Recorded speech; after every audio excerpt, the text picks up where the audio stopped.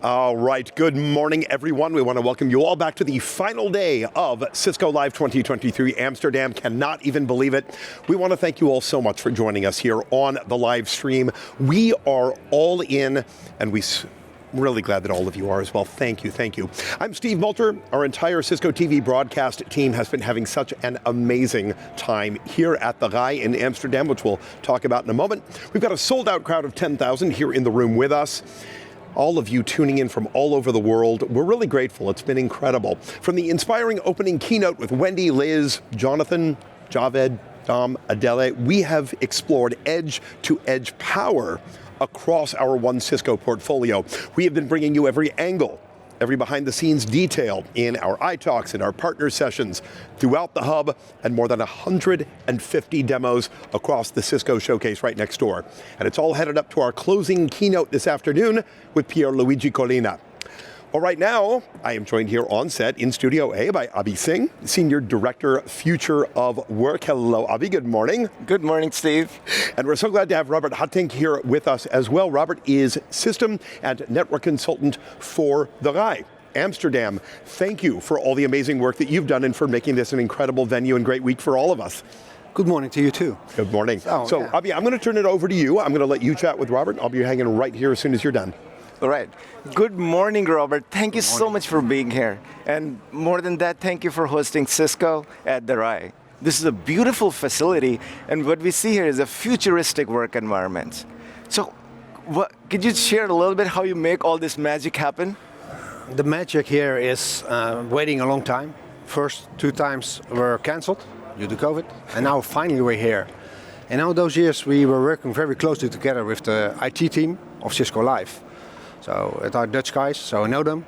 And it's very close together, creating this space, this environment, and this, looking for the English words, but the experience for everyone to get here. And it's all been done close together with the IT team. So it's not only the RAI, we invested, of course, but we put up all the equipment needed. And that's why we're the first Wi-Fi 6 full event for Cisco Live. And that's why I'm very happy that you're happy. So that's basically the thing that's for me, it's everybody's smiling and happy about it. Yeah, the internet works everywhere. The connectivity for all the thousands of people, wherever you go, it's working beautifully. How do you make that happen? Like any nook and corner you go, you always have connection. Yeah, that happened because we work very closely together with the IT team. Even the Wi-Fi engineers from the United States, the big one, and Jim Florek in this case, helped us design the network, helped us to place it, and we just brought it together to host this event in this venue as good as possible we can. That is amazing. And we did a good job. That is amazing. We love it. Now, I also see this is a huge venue. We're hosting 10,000 people, and we're all very cognizant of the circular economy for sustainability. I'm curious, as we design all this technology, does it also contribute towards your ESG goals? Yes, it does. We've been close to 2 years. We were able to put up a lot of Cisco stuff in here. It's all Cisco, by the way. And we're connecting everything at the moment to get the lightings there, the heating done, the environmental monitoring and getting the heating corrected automatically. So that's all done by connecting our sensors and everything that's in here to our Cisco network. And without that, it's very, very difficult to do so. So looking at that part, we're making steps. The second step we're done. I just arrived yesterday in the shipping, the newest access points, environment monitoring, people counting in the office part. That will be done the next 1 month, 2 months, and then we're very up and running again after being closed for 2 years. So there's a little gap for us in getting there. That is amazing. Are we also using any power over Ethernet here? Almost everything is power over Ethernet. Awesome. As you see, all the sensors, everything is just one wire up there. It's much more easier than getting electricity also up there. So that's basically what we're doing. Powering everything through power over Ethernet. That's one of the things we do. That is amazing. So we're already here. I'm excited. What is going to happen next time we're here in 2-3 years? What are we going to see more? Now, the RAI and Cisco itself have a program that's called CDA, Country Digital Acceleration. Okay. And especially with the Cisco Netherlands, the RAI and the city of Amsterdam is working on accelerating the digitalization of the RAI and the environment around the RAI. That's the big part we're doing together, and it's accelerating at the moment because we got the stuff, we got the equipment here, and now we started connecting together and working together to get everything up and running. That is amazing. Thank you for being an amazing partner, and thank you for hosting us again at the RAI. You will be here next year again, yes. And it will be even better. Looking forward to that. Okay. Back to you, Steve. Avi, thank you so much. Robert, congratulations. You've done such a fantastic job. We really appreciate being here at the RAI. It's been great. Looking forward to those next 3 years. Avi, great job. Good to have you in the studio.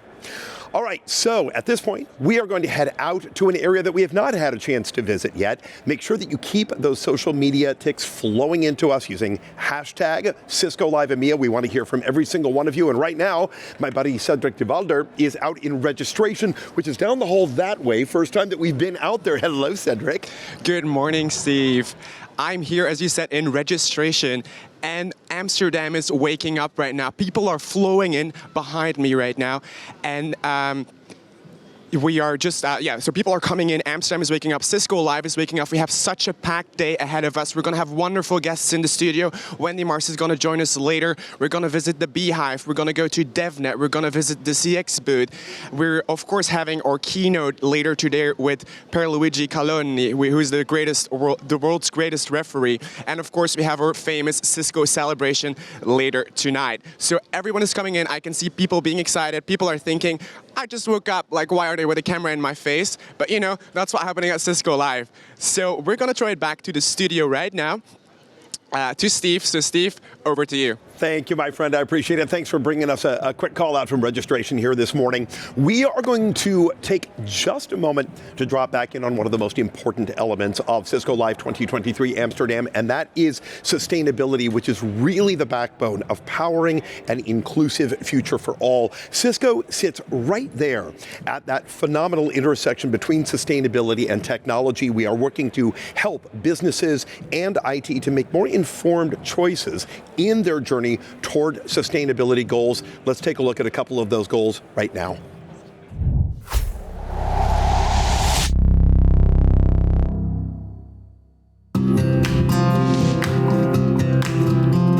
Sustainability and circular economy, along with reverse logistics, has been a core strategy for Cisco for many years now. This is about creating value not just for our customers and partners, but also for our shareholders as well. Cisco's purpose is to power an inclusive future for all. And an inclusive future is not possible unless we all look after the planet that we all share. Something I'm quite proud of is to go to the office by bicycle. Just for avoiding to use the car, but I can go by feet. Self-produced power at home on our roof. We try to use all the equipment as long as possible. What you see behind me here is our receiving and processing. Our partners will receive the product back. They will dismantle it. They will break it down, identify products that can be reused and repurposed. If we can't repurpose at a part level, then we will ship it to our recycling partner. Our recycling partner then recover raw materials which go back into manufacturing processes. All parts will be separated. In the end, you get a product like this in the jars. That will be our end result when we get our things back. We reuse and repurpose about 99.9% of all products. People, when they talk about sustainability, is if they mean it by their heart and not because it's a trend. If you don't live it in your culture, I think it's not the truth. Save the planet. Don't waste anything what you do not have to waste. Sustainability means building bee hotels for solitary bees all around the world. We tying up with how the bees look after their environment, they monitor it, they run it efficiently. We're drawing an analogy with the workspace, with Cisco Smart Workspaces. And what this means is not only are we selling customers on the ability to look after their work environments, we're looking about sustainability more broadly. And basically what we're doing is we're building over 200 bee hotels to save solitary bees and to ensure that they continue their population growth. So at Cisco, it's important for us that we are sustainable ourselves. I think we're really looking more broadly at the planet. We're taking it very seriously. It's not just something that we sell, it's something that we live in terms of our end-to-end product cycle and how we operate as individuals. Raw materials are running out. If we can recover, reuse, recycle, repurpose, then we're supporting not just the economy but also the planet as well.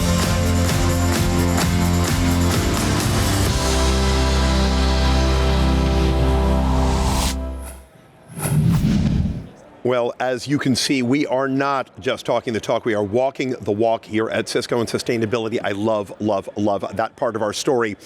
You know, we have been so honored and so excited to bring Cisco Live here to the Rai in Amsterdam. Such a beautiful venue, such a beautiful country, great people. We've received an incredibly warm welcome from the city and strong partnership from the Dutch government, and that is what we are going to talk about next. Nish Parker is hanging out right next door to me here in Studio B with Luc Dobrinsky, Cisco's VP of Transformation and Strategic Offers, and she's also got Kim Gransma with us from the Dutch government's Ministry of the Interior and Dutch Relations. So Nish, I'm going to send it right next door to you. Thank you so much, Steve. Yes, I'm here. I'm even in my Dutch orange today. So really happy to be here. And I'm joined by Luc and by Kim as well. So I'm going to hand it over to you, Luc. I know you've got some things that you want to ask Kim, and then I'll be right here if you need me. But Thank please, you so much. take it away. Kim, it's such a pleasure. Thank you so much for the opportunity to speak with you. We obviously have a great relationship with you and the Dutch government. And hybrid work or future of work is on everybody's mind. So let me start more broadly. What trends do you see in the market today? Well, I see a couple of trends where everybody first was used to 100% working from home. And it's a very level playing field. I have you on one screen and me on one screen. And no matter how many people are joining, it's all fine. What we see now is people are coming back to the office more. Right. But that leads to a little bit inequality, because if 8 people in a room and just 1 or 2 people are joining remote, that might feel a little bit awkward. It might feel that you're just an onlooker to the conversation and not actually joining it. So we are spending a lot of time and effort in making our offices nice meeting spaces to meet face to face, but also have a lot of video capability and collaboration capability to actually work together and make it not matter if you are in the office or at home. Yeah, the equality matters a lot. What we see is that going forward, more than 90% of meetings actually are going to be hybrid.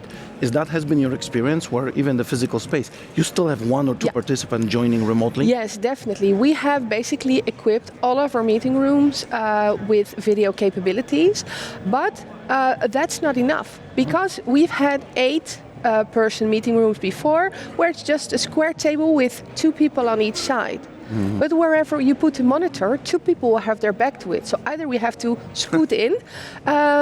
So we're looking now more at triangle shaped tables and doing something about the acoustics in the room, because before it was optimized to cleaning and meeting, but now acoustics matter too, so all hard surfaces just won't do it anymore. So that's what I mean by taking the next step. Just putting in a nice Cisco system is not all there is to it. Yeah, that's interesting, because what we see these days is that technology is almost intertwined in the design of the room. It becomes just part of the ecosystem. And interesting you touch on the challenges, because I think coming out of pandemic, everybody's trying to figure out their hybrid work strategy. What are some of the challenges that you're facing? Well, one of the challenges what we are facing is the spread in the office, where we have 2 very busy days. Tuesdays and Thursdays, everybody is in. On Fridays, it's like it's Saturday, nobody is there, and Wednesday, just a little bit. So what we're trying to do is make a spread more between when we have meetings, but also we are looking into workplace management systems, looking at how we should design our spaces and have them more optimized to meetings, because before we have like half and half spaces where for meetings and spaces for work and concentration work, but we were lacking like individual calling spots where if I have one WebEx meeting with people abroad where I'm the only one joining remote, I don't want to be... I'm just about to run out of time, so we need to jump to our next session, but thank you so much for joining me in studio. Thank you, really appreciate it. All right, let's take a look at our next session.